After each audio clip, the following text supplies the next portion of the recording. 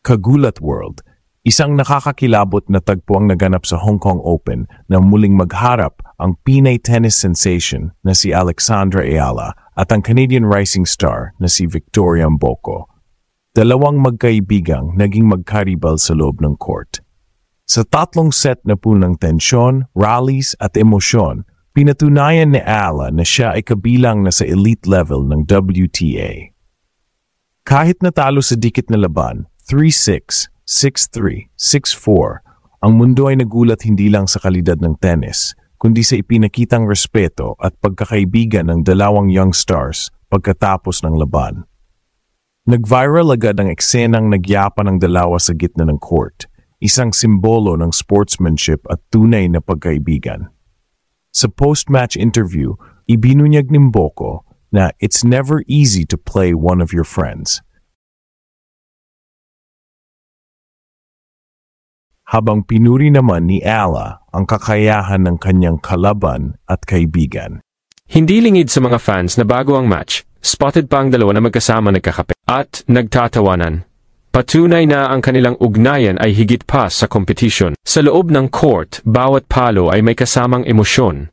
Sa labas nito, bawat ngiti ay puno ng respeto. Para kay Ayala, ito ay isa pang hakbang sa kanya makasaysayang 2025 season kung saan umanga na siya sa top 50 mga nanogramo WTA rankings, isang milestone na dati, why pangarap lamang. Para kay Mboko, ito naman ay tagumpay laban sa isang kaibigang kanyang hinahangaan. Sa dulo, hindi lamang tennis match ang nasaksihan ng mundo, isa itong kwento ng pagkakaibigang pinanday ng competition, dalawang atlet, na sabay na umaakyat sa tuktok, sabay na nagpapakita ng puso at tangal. Alexandra Ayala at Victoria Mboko, magkaribal sa court, magkaibigan sa puso, at inspirasyon sa buong mundo ng sport.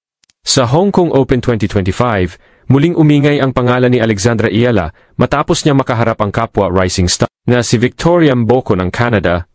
Isang laban na hindi lang tungkol sa puntos, kundi tungkol sa karakter, respeto, at pagkakaibigan. Sa unang set pa lang, kitang-kita ang determinasyon ng 20 anyos na Pinay. Ipinakita niya ang agresibong forehand, mabilis na footwork at matindi. Focus na tila ba pinipilit niyang ipaalala sa mundo kung sino siya. Isa, bagong mukha ng Asian tennis na kayang makipagsabayan sa kahit kanino. Ngunit gaya ng bawat magandang kwento, may tensyon. Si Mboko, na kilala sa kanyang explosive power at solid serve ay hindi rin nagpaawat. Ang kanilang rally ay hindi lamang simpleng palitan ng bola.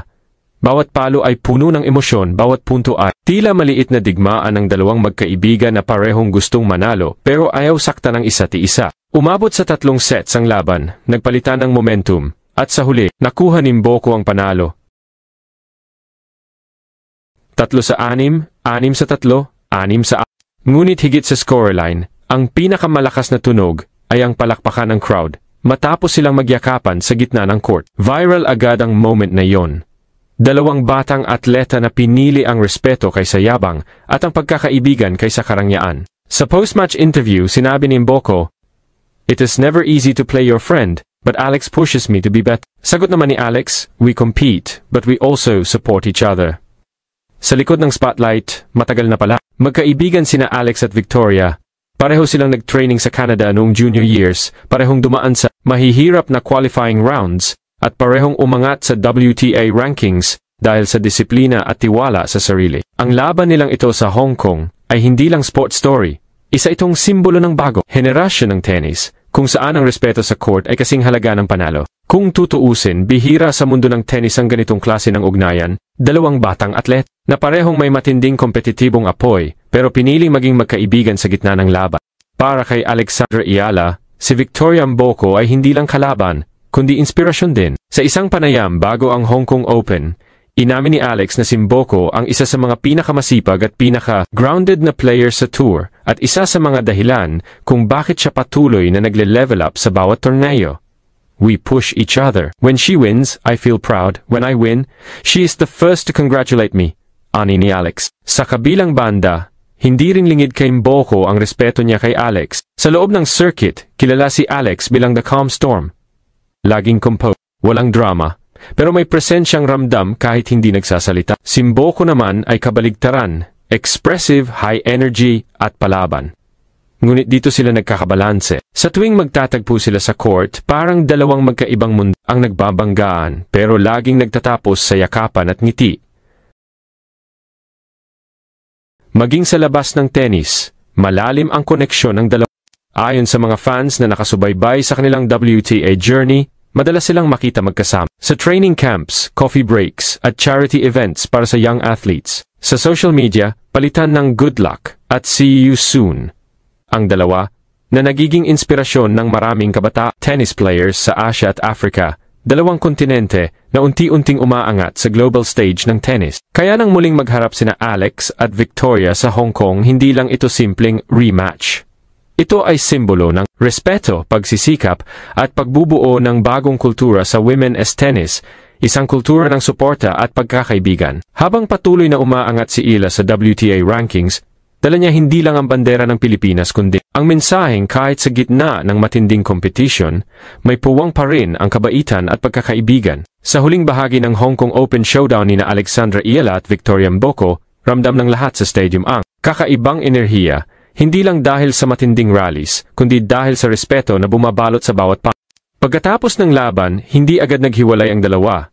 Sa halip, nagyakapan sila habang pumapalakpak ang buong crowd. Isang eksenang nag-viral sa social media na umabot sa mahigit 1 milyong views sa loob lamang ng 24 hours. Ang caption ng WTA mismo, "This is what true sportsmanship looks like." Para kay Alex, ito ay hindi lamang tungkol sa panalo o talo. Ito ay patunay na ang tagumpay ay mas matamis kapag may kasamang dignidad. Sa post-game statement niya, sinabi ng Pinay tennis sensation, "We've grown together in this sport. What matters most is that we continue to lift each other up." Simple pero malalim. Ito ang klase ng mindset na nagdala sa kanya sa kasalukuyang top 50 ranking sa mundo. Isang milestone na minsan lang makamit ng mga atleta mula sa Southeast Asia.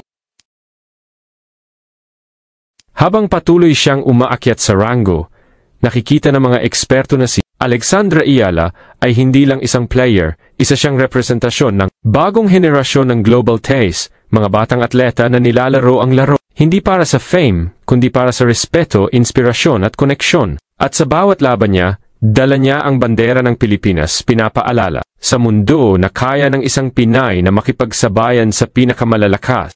Ngayon, matapos ang emosyonal na laban kontra Mboko, marami ang nagtatanong, hanggang saan pa aabot ang batang ito? Kung sa edad na 20 ay nasa top 50 na siya, at kayang makipagsabayan sa mga idol niya tulad nina Iga Swiatek at Coco Gauff, ano pa kaya sa susunod na taon? Ang sagot ni Alex ay malinaw.